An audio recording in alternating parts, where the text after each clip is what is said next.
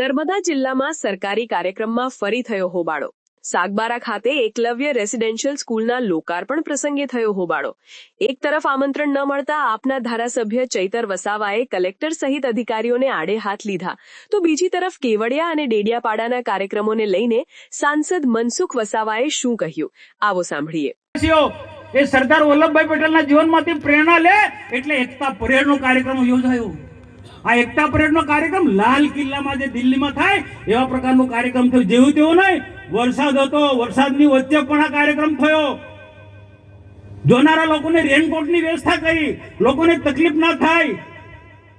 અદ્યતન પ્રકારના ટોયલેટની સુવિધા કે નર્મદા કિનારો હતો, કોઈ ગંદકી ના થાય, બીજું કોઈ ટીકા ટિપ્પણી ના થાય, એટલે સ્વચ્છતાને ધ્યાનમાં રાખીને અદ્યતન પ્રકારના ટોયલેટની ત્યાં સુવિધા કરવામાં આવી છે. દૂર દૂરથી અલગ અલગ પ્રાંતમાંથી, રાજ્યમાંથી, કર્ણાટક, આંધ્રપ્રદેશ થી માંડી, ઓરિસ્સાથી માંડીને, છત્તીસગઢથી માંડીને, રાજસ્થાન, મધ્યપ્રદેશ, મહારાષ્ટ્રથી અલગ અલગ અલગ આખા દેશના અલગ અલગ રાજ્યોમાંથી લોકો આવ્યા હતા. અલગ અલગ કૃત્યો લઈને આવ્યા હતા. મિલિટરીના જવાનો આવ્યા હતા, પોલીસના જવાનો આવ્યા. એની પરેડ તમે જુઓ, એકતા પરેડ આખા દેશે નોંધ લીધી છે. વિશ્વના લોકો એની નોંધ લીધી છે એકતા પરેડની. ના આપણે એની ટીકા ટિપ્પણી કરી. હવે આટલો મોટો કાર્યક્રમ થાય એટલે સ્વાભાવિક છે ખર્ચ થાય. થવાનો ખર્ચ. દેશના પ્રધાનમંત્રી નહીં, કોઈ પણ ભૂતકાળના આવા કાર્યક્રમો તમે જોજો ભાઈ. બિરસા મુંડા એ પછી એકતા પરેડના કાર્યક્રમ 15 જ દિવસની અંદર ડેડિયાપાડા બિરસા મુંડા ભગવાનનો જન્મદિવસ ઉજવવાનો નિર્ણય કર્યો. અમે કહ્યું હતું મોદી સાહેબને, સાહેબ બિરસા મુંડાનો જન્મદિવસ, તમે બીજા અલગ અલગ સ્ટેટની વાત થતી, તમે કહ્યો સાહેબ બિરસા મુંડાનો જન્મદિવસ ડેડિયાપાડામાં ઉજવો, દેવમોંગરાના સાનિધ્યમાં ઉજવો. જે દેવમોંગરા જે છે આદિવાસીની કુળદેવી છે. ગુજરાત, મહારાષ્ટ્ર, મધ્યપ્રદેશ, રાજસ્થાન અલગ અલગ સ્ટેટના લોકો ત્યાં દર્શન માટે આવશે. ને આદ્યાશક્તિ જગદંબાનું સ્વરૂપ છે. દુનિયાને બતાવવું છે કે આદિવાસીઓ પણ આદ્યાશક્તિની ઉપાસના કરે છે. કુળદેવી એમની દેવમોંગરા છે, શક્તિની ઉપાસના કરે છે. અમારી વાત સાંભળીને અહીંયા 15 દિવસમાં નિર્ણય કર્યો કે ડેડિયાપાડામાં બિરસા મુંડા જન્મ જયંતિનો કાર્યક્રમ ઉજવવો છે. બાકી આ કાર્યક્રમ આસામમાં બનતો હતો. નરેશભાઈને ખબર છે, મોતીભાઈને ખબર છે. મેં રોકાયો છે. મનસુખ વસાવે વિનંતી કરી મોદી સાહેબને કે સાહેબ ડેડિયાપાડામાં કોઈ ડરતી નથી, કોઈ ડરતી નથી. એક મેસેજ આપવો હતો. અને બીજી કોમ ઇતિહાસ બોલે છે.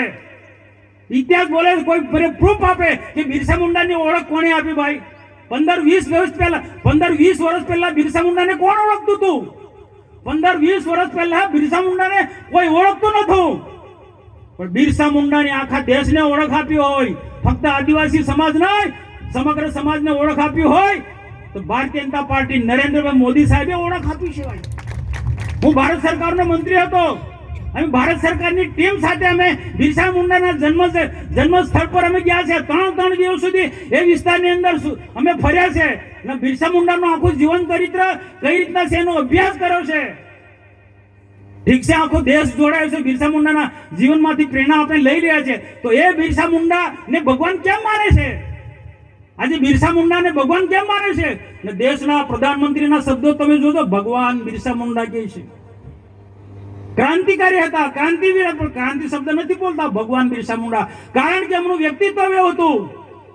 અંગ્રેજોની સામે લડાઈ લડ્યા, તીર કાંઠાની સેના તૈયાર કરી, પણ સાથે સાથે એમનું વ્યક્તિત્વ એવું હતું કે ગમે એટલો કોઈ બીમાર વ્યક્તિ હોય તો એને દવા આપે, ઔષધિ આપે, 2 દિવસની અંદર, 3 દિવસની અંદર એ મટી જાય.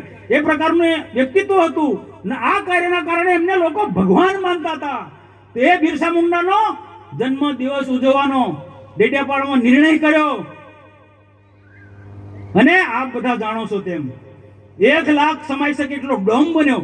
કેમ ભાઈ? બીજા બધી જગ્યાએ બધા શહેરી વિસ્તારમાં ડોમ બને, એવો ડેમ આદિવાસી વિસ્તારમાં ડોમ ના બનવો જોઈએ? આદિવાસીઓ સારા ડોમમાં ના બેસી શકે? આદિવાસીઓ એક સારા ડોમમાં બેસે એના માટે પણ આગ્રહ અમારો હતો. સામાન્ય મંડપ નહીં જોઈએ, પ્રધાનમંત્રી આવે છે તે ડોમ સારો હોવો જોઈએ. એટલે તમે જોજો, ટીવીમાં જોયો છે કેટલો બફકાદાર આખો ડોમ હતો. અને આખા ડોમની અંદર લોકો ભરાઈ ગયા. પ્રદર્શનની અંદર, યાત્રાની અંદર આખા 25-30 હજાર લોકો હતા, લાખ, સવા લાખ, 1.5 લાખ લોકો આજે 2 ટાઈમ જમાડ્યા આદિવાસીઓને. કેમ ભાઈ આદિવાસીને જમાડ્યા એનો હિસાબ માંગો છો તમે? એનો હિસાબ માંગો છો? દેવમંગળા માતાજીનું દર્શન કર્યો. આજે એ ત્યાં એ વિદ્યાર્થીની હતી, નરેશભાઈ પૂછ્યું કે મોદી સાહેબે શું પૂછ્યું? દેવમંગળા માતાજીના તો દર્શન કર્યા, પણ સાથે સાથે આસપાસના જે વિદ્યાર્થીઓ હતા, સારી સ્કૂલોના વિદ્યાર્થીઓને ત્યાં ભેગા કર્યા હતા. કોઈ રાજનીતિ નહોતા કરવા. આદિવાસી સમાજ કઈ રીતના આગળ વધી રહ્યો છે તે દેવમંગળા ચર્ચા કરી. એવા સ્ટુડન્ટો સાથે અમે વાર્તાલાપ કર્યા કે મોદી સાહેબે શું બન્યું, તો મોદી સાહેબે શું કે આદિવાસી સમાજ માટે સરકાર અમે આટલું બધું ખર્ચ કર્યા છે, આટલી સારી સુવિધા, સારા બિલ્ડિંગો બનાવે, તમે શું બનવાના છો? તો દીકરીઓ કીધું અમે આઈએસ અધિકારી બનીશું, અમે ડોક્ટર બનીશું. ને એ દેવમંગળા ત્યાં ગયા, ત્યાં પણ 2-3 હેલિપેડ બન્યા. સ્વાભાવિક છે, પ્રધાનમંત્રી છે ભાઈ, સન્માનીય નેતા છે, એના માટે હેલિપેડ બને. એ રીતના ડેડિયાપાડામાં હેલિપેડ બન્યા 3-3. ને લોકોને લાવવા માટે કેમ આદિવાસીને ટેમ્પા એક્ટમાં લઈ જાય? અમે આગ્રહ રાખ્યો છે, ટેમ્પાની વ્યવસ્થા અમે ના પાડી દીધી. ટેમ્પા ને બસ મૂકો, મારા આદિવાસીઓ માટે પણ બસની સુવિધા કરો.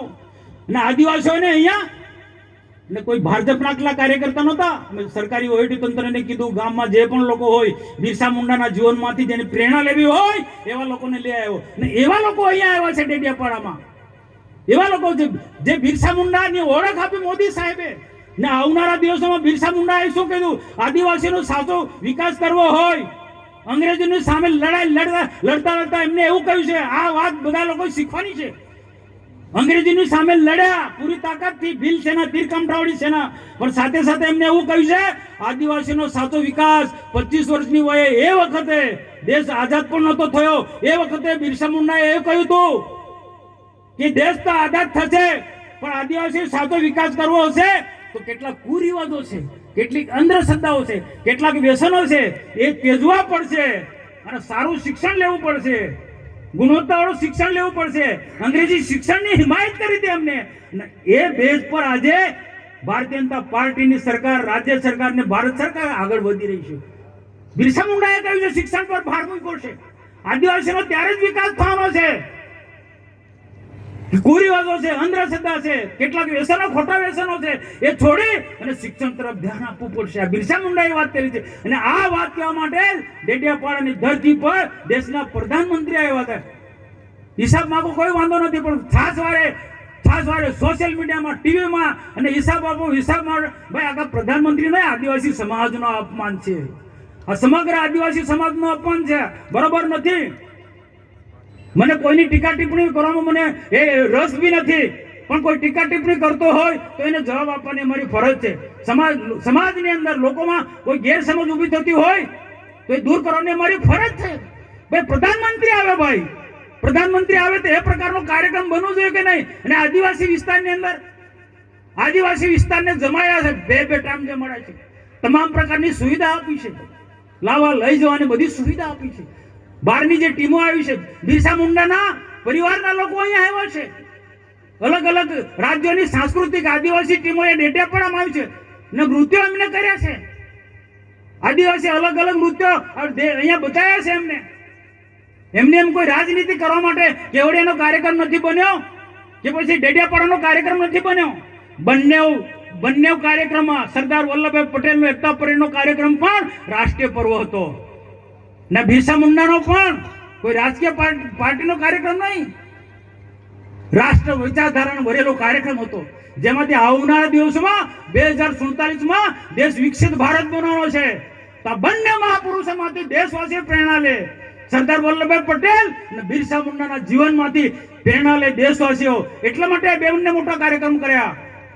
તો આજના પ્રસંગે મારે ઉપસ્થિત સર્વેને મારી નમ્ર વિનંતી છે, પોલીસ જવાનો પણ ઉપસ્થિત છે, કાયદોની વ્યવસ્થા જાણો, તમે ખૂબ મહેનત કરો, તમારા છોકરાની પણ ચિંતા કરજો ભાઈ. તમારા છોકરા પણ સારું ભણે, આવી સ્કૂલોમાં મોકલો, આઈએસ અધિકારી બને, આઈપીએસ અધિકારી બને, કલેક્ટર બને, ડીએસપી બને. સમાચારની અવનવી અપડેટ જોતા રહો નિખરતા ગુજરાત ન્યૂઝ સાથે. નિખરતા ગુજરાત ન્યૂઝને લાઇક, શેર, સબસ્ક્રાઇબ કરો અને બેલ આઇકન દબાવીને સમાચારની ઝડપી માહિતી મેળવો.